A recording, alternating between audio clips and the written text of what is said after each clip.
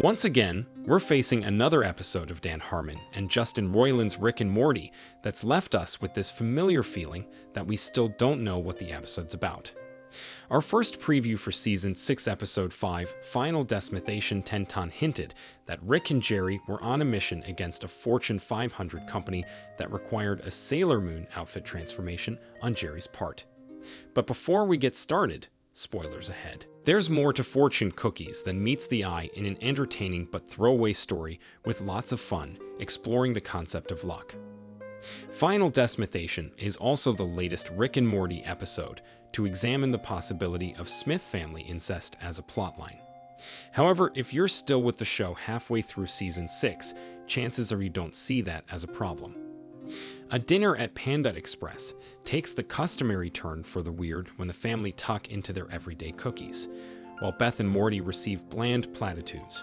What's your stupid 21st century watered-down fortune cookie say, Dad? You will have sex with your mother.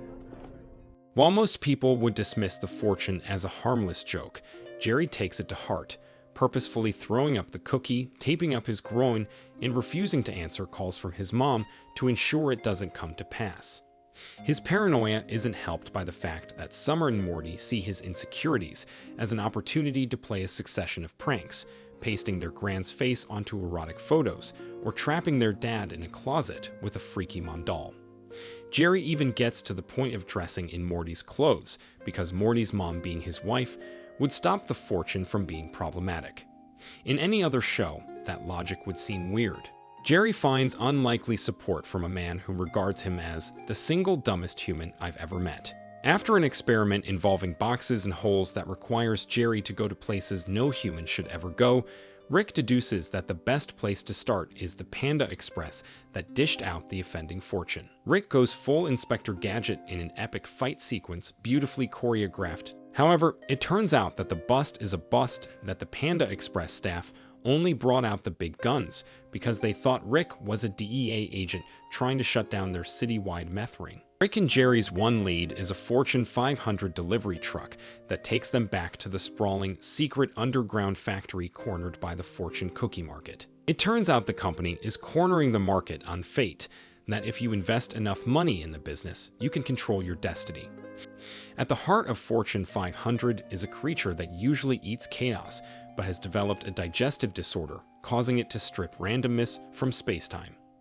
As a result, it leaves behind super dense pockets of energy that bend entropy towards definable outcomes. Meanwhile, Jerry does everything he can to avoid the inevitable with his perplexed mom, brought in by the company's power-hungry CEO to take Jerry's dangerously unresolved fortune out of the equation. Rick wins by making the CEO the most successful woman in the world, resolving her unresolved fortune and making her mortal. I appreciated how it tackled the idea of fate, how we fool ourselves into thinking we can control it while giving way too much power in our everyday lives.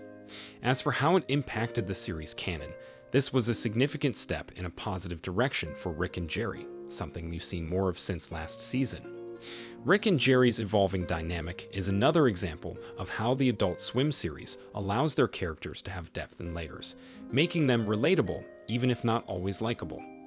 Too many series, whether live action or animated, never take the time to grow their characters by the time they've spent together and what they collectively and individually experienced. Harmon and Roiland's creation has never come close to running into that problem. Just like Jerry pointed out in the season opener, look at the difference between his Season 2 self and his Season 6 self. It's just one of the things that make this series stand out.